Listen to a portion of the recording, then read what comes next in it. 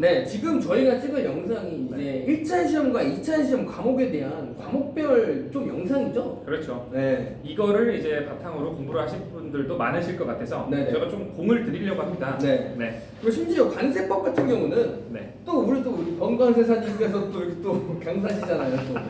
네, 뭐 관세 강사는 하고 있죠. 네, 거기다 이제 보세사까지. 네, 관련 네. 보세사가 관세사 밑에 있는 어떤 하위 이론이기 때문에. 네네네. 그렇기 때문에 관세법이나 보세사 같은 이제 커리큘럼 이런 거는 진짜 관세사님 말대로 하셔도 정말 보시는 분들이 큰 효과를 얻을 수 있다고. 아, 이거 너무 어깨가 지금 제가 너무 커진 거 아닌가요? 네. 아, 저 용돈 주시기로 했잖아요.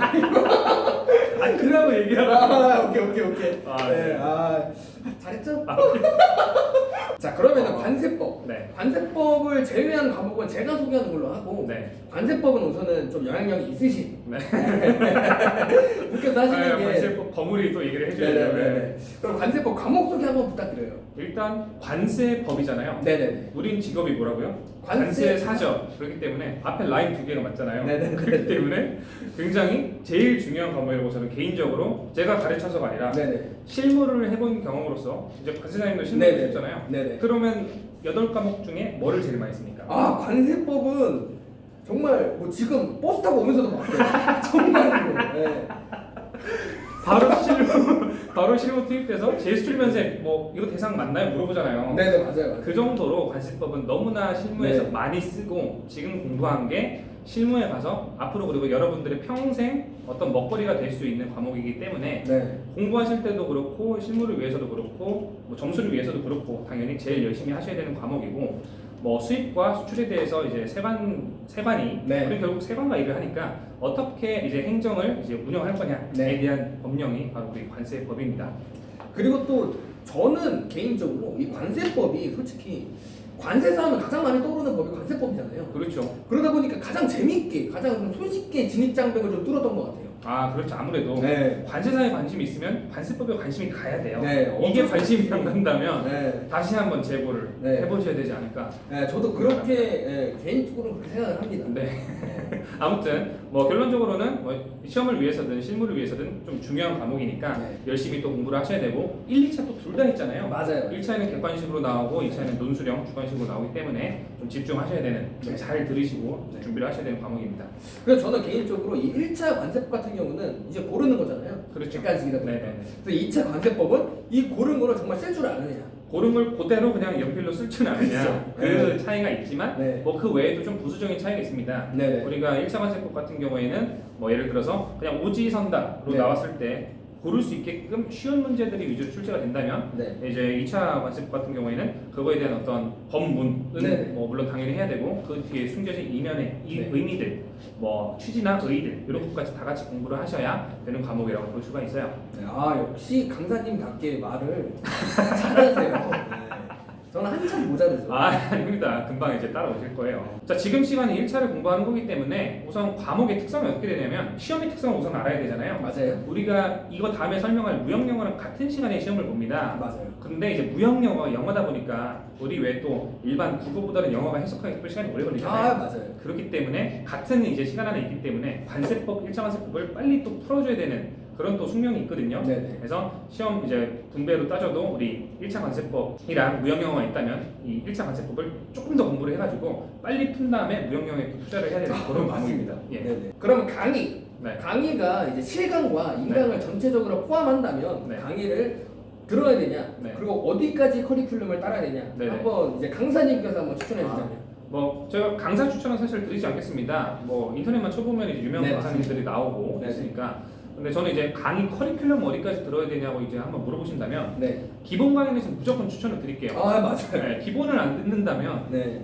왜냐면 생소하잖아요 이게. 네. 이걸 보시는 분들은 이미 공부하시는 분들보다는 새롭게 이제 1차를 준비해 보시려는 분들이 또 많을 거기 때문에 아, 맞습니다. 물론 재미로 이제 이미 공부하시다가 들으신 분들도 있겠지만 네네. 근데 일단 기본 강의는 무조건 듣는 거를 추천을 드리고 혼자 독학하면 너무 힘들어요. 이게 워낙 생소하고 맞아요. 무역에 관련된 어떤 용어들이 너무 많기 때문에 네. 뭐 심지어 뭐 세무사를 공부하시다가 나는 세법에 자신 있으니까 바로 관세법 한번 공부해보겠다. 네. 전혀 이제 통하지 않습니다. 물론 앞에는 이제 좀 통하는데 뒤에 이제 무역 파트랑 같이 나와버리면 힘들거든요. 네. 그래서 기본 강의를 반드시 좀 들어주시고 문제풀이 같은 경우에는 저는 사실 모르겠어요. 저는 문제풀이는 안 들어도 사실은 된다고 생각을 해요. 아, 그건 저도 네. 공감을 해요. 네, 일단 뭐 취사 선택하실 때 기본 강의 무조건 듣는다. 근데 문제풀이는 뭐 관세법이 이 차량도 연계가 되어 있기 때문에 네. 또 워낙 좀 꼼꼼하게 하시겠어요, 여러분들이. 아, 맞습니다. 꼼꼼하게 또 공부를 하신다면 굳이 문제풀이는 안 들어도 되고, 다만 모의고사 정도는 이제 참석하시는 게 좋다. 네. 모의고사 정도는 계속 반복하시는 게 좋고, 나머지 이제 기본서 위주로, 기본 강의 위주로 공부하시는 게 좀 좋겠다, 이렇게 생각이 듭니다. 물론 문제풀이가 안 좋다는 건 아니에요.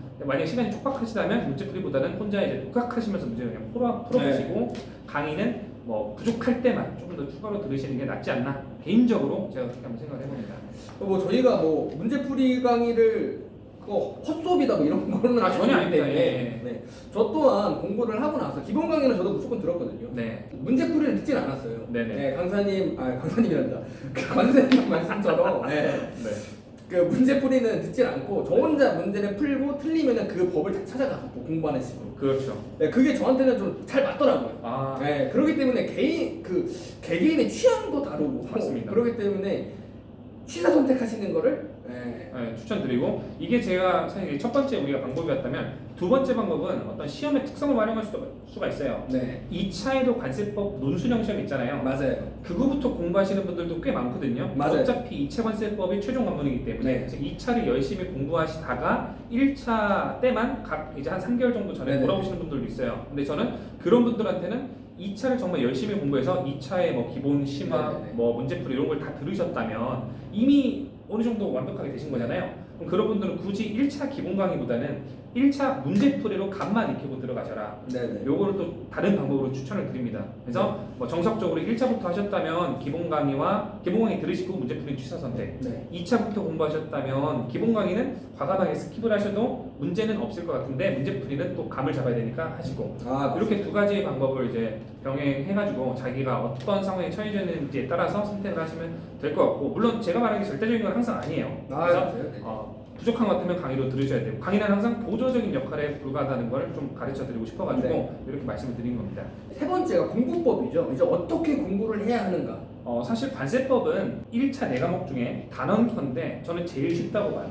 아, 관세사 공부라서 그런 게 아니라 2차에서는 물론 가장 어려운 과목으로 꼽으시는 분들이 많아요. 네. 근데 1차에서는 그 객관식관세법은 굉장히 4개 중에는 가장 낫다. 그렇기 때문에 기본 강의를 들으신다면 그것만 따라가셔도 충분하고, 네. 2차 강의를 들으셨다면 그걸 바탕으로 문제풀이 정도만 하셔도 충분하고, 네. 이렇게 생각을 하지만 그래도 일단 뭐 핵심은 그거죠. 그냥 따라가라. 강사를 따라가라 정도가 이제 방법인데, 한 가지 추가적으로 제가 부탁드리고 싶은 건 어차피 2차를 해야 되잖아요. 네. 그래서 1차 때 저는 개인적으로 법령집을 조금 뭐 강의를 따라가더라도 법령집을 그 법적 책에 있죠. 법률, 네, 그 시행령, 신규칙 이렇게 나와 있는 3단 법령집을 옆에다 끼고 항상 같이 좀 보셨으면 그런 책에 익숙해지는 연습을 네네. 1차 때부터 미리미리 좀 하시고, 그런 다음에 이제 2차로 넘어가실 수월하거든요. 네네. 그렇게 해서 1차 때 조금 쉽더라도 좀 영양가 있게 알차게 공부를 하셨으면 좋겠고, 첫 번째 이제 방법은 그거, 법령집을 좀 네. 보셨으면 좋겠다. 자, 두 번째 같은 경우에는 우리가 1차는 굉장히 단순하게 공부해요. 예를 들어 뭐 암기식을 따는 약간 그 공부법이면 네. 뭐 우매물 통국추 맞아요, 배워버리는데, 맞아요. 그거에 대한 대상이 왜 존재하는지 그런 것까지 조금 심도 있게 공부를 하셔야 네.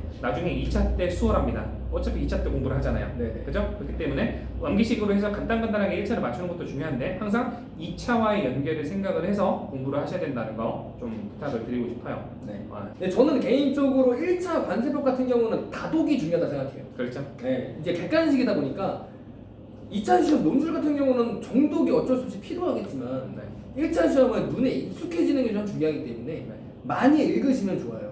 네, 많이 읽으시고, 저 같은 경우는 1차 관세법을 공부할 때 법문장이 있으면은 문제 풀고 나서 틀린 부분에 그 법에다가 형광펜으로 항상 밑줄을 그어놨어요. 아, 그 저랑 똑같습니다. 네, 반복적으로 그 법 문장에서 틀린 부분만 계속 보기 위해서. 네. 그래서 책 전체를 보면은 다 형광펜으로 되어 있는데 이 부분만 계속 보면서 다독을 했었어요. 맞습니다. 저도 어떤 방법, 이제 갑자기 말씀하시니까 제 공부한 거에 떠오르는데, 네. 법령집에다가 나온 거를 그대로 그 기출 빈도를 표시를 하고 오답 선지로 출제된 거를 항상 계속 다 밑줄에 쳐놓으면 굳이 오답 노트나 이런 게 전혀 필요 없어요. 네네. 그게 완벽한 1차 대비용 네네. 어떤 법령집이 되고, 그게 또 2차의 양분이 됩니다. 그러면은 이 공부 시간을 할 때 이제 수험생들이 물어보는 관세법은 어느 정도 공부를 해야 됩니까? 라고 많이 묻잖아요.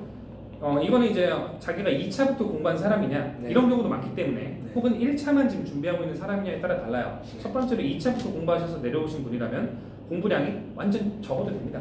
아, 그냥 뭐 문제 위주로 공부하시면서 1차랑 약간 2차랑 다른 그런 핀트만 잡아내시면 되고 네. 그래서 뭐 10시간이면 뭐 1시간 반, 네네. 1시간 요 정도로만 하시면 되고 1차부터 막 이제 하신 분들은 얘를 전략 과목으로 삼아야 돼요. 아, 맞아요. 2차부터 하신 분들은 이미 전략 과목이 돼 있을 겁니다. 근데 네. 1차부터 이제 처음 생으로 시작하시는 분들은 얘를 전략 과목으로 세워야 되기 때문에 뭐 회계학에 예를 들어 4시간, 5시간 투자를 하신다면 그래도 얘는 관세법도 뭐 한 2시간 정도 초반에는 네. 뭐 한 30분 더 추가해가지고 한 2시간이나 2시간 반 정도 해서 네. 점수를 확 올려놓은 다음에 모의고사 때 한 80점 이상 나온다. 그러면 이제 또한 뭐 30분이나 1시간 정도 확 줄이는 그런 맞습니다. 방식이 좋지 않을까 싶네요. 그러면 시험을 앞둔 상태에서는 네. 관세법 공부 방향 어떻게 될까요? 뭐 2차는 좀 복잡하지만 지금 1차 내용이니까 1차는 간단합니다. 강의 들으시고 네. 복습하시고 여러 번 보고 그럼 자동적으로 점수가 확 올라가 있어요. 그렇기 때문에 뭐 공부 방법이랄 건 별로 없고 그냥 따라가시라. 자기가 선택한 어떤 강사님, 네. 기본 강의 선택했으면 기본 강의, 문제풀이 선택했으면 문제풀이 그것만 그냥 잘 따라가고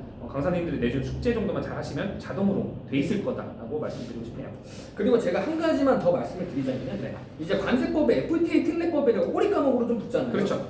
그래서 시험을 앞둔 상태에서 한 2주 전이나 3주 전에 이때 기본 강의를 들으신다면은 강의 수가 솔직히 한 7, 8개? 네네. 그냥 이 정도밖에 안 되실 거예요. 네. 그래서 그거를 들으신 다음에 결국 봐야 될 거는 책 전체를 공부하기보다는 요약된 게 있을 겁니다. 분명. 네. 그 요약된 것만이라도 공부를 하셔서 가져가신다면 5문제 중에서 적어도 3문제는 맞지 않을까. 그렇죠. 네, 그 정도만 그래서- 맞아도 충분해요. 네, 거기다가 관세법이랑 FTA 특례법이랑 법 구조가 좀 많이 비슷합니다. 네네네. 비슷해서 많이 헷갈리시는 분들도 많지만 네. 이것 때문에 오히려 더 쉽게 접근이 되는 경우가 더 많거든요. 네네.